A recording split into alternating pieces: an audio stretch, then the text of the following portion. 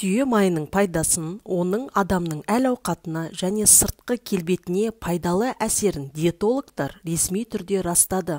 Бұл таңғаларлық емес, өйткені май шөгінділерінің бірегей қасиеттері және қоректік заттар мен микроэлементтермен толық қамтамасыз етілуі түйелердің шөлде ұзақ уақыт сусыз және тамақсыз өмір сүруіне мүмкіндік береді. Жануарлардың майларымен емделу өте кең таралған. Бүгінде адамдар балықтың, борсықтың, аюдың және қаздың майын қолданғанды жақсы көреді. Бірақ түйе өркеші майының қаншалықты пайдалы және жан-жақты екенін түсіне бермейді. Қайырлы күн, қадірменді YouTube көрермендер, сіздермен денсаулық байлық арнасы бүгін сіздерге ерекше түйе майының адам денсаулығына пайдасын және оның әйелдер мен ер адамдардың потенцияларын арттыруда қандай күшті екені туралы айтып өтетін боламыз. Қызықты да ақпараттар көп болады, сол үшін видеоны соңына дейін қарап, ұнап жатса лайк басып, пайдалы ақпараттармен бөлісе отырыңыздар. Түйенің майы келесі мақсаттарда қолданылады. Ол әлсіз иммунитетті күшейту,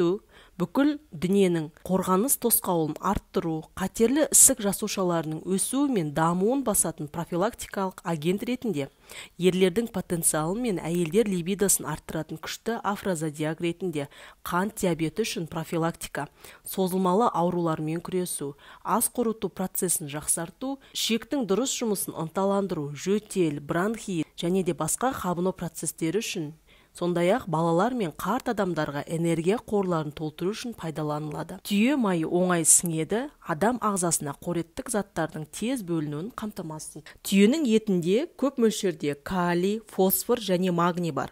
Витаминдер құрамының арасында В1, В2, В9, С, А және Е дәрумендері де кездеседі. Түйе етінің ең құнды қасиеттері холестериннің төмендігімен, ақуыздың жоғары мөлшерімен және майдың толық дерлік болмауымен сипатталады. Түйе еті ағзаға тамаша сіңетін гем теміріне бай.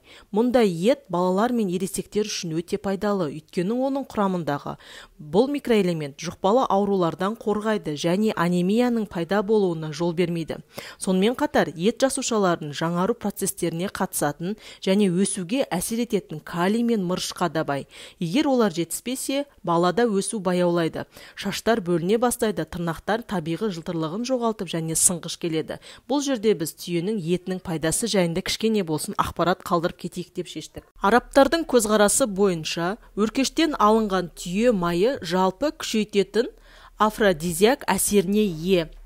Дегенмен, тек қана түйенің майы емес, түйенің сүтін де ішу арқылы адам өзінің денсаулығына қажетті пайдалы нәрселерді ала алады. Арабтардың дәстүрі бойынша бір апта түйе сүтіне бал қосып ішетін болса, адамның күші тасып кетеді дейді.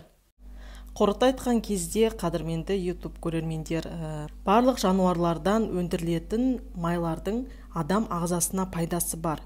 Бірақ оны пайдаланарда міндетті түрде бірінші ағзаны сол өнімге аллергиясы бар ма жоқ па соны бақылап көру керек. Сосын кейін әр нәрсе өзінің мөлшерімен болғаны дұрыс. Яғни сіз мөлшерден көп оны жағатын болсаңыз, ол әрине ол ағзаңызға кері әсерін береді.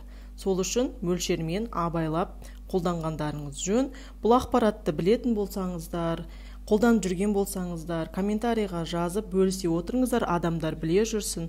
Бірақ қазақ ата-бабамыздың бұрында көшпелі кезде қолданған жылқының еті, майы, сүті болсын. Түйенің де сондай сүтінің, етінің, майының пайдасы орасан зор. Оны ата-бабамыз бұрыннан білген.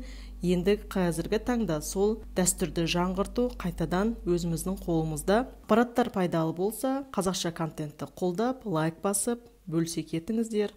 Келесі көріскенше аман сау болыңыздар.